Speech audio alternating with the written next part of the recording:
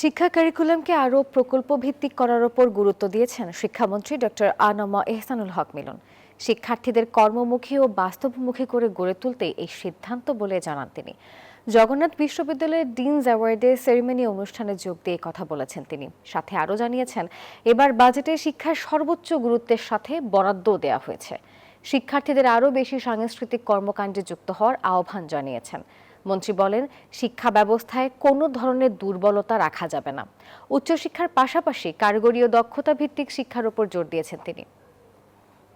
Bashundhara public school and college 2026 শিক্ষাবর্ষে ভর্তি চলছে।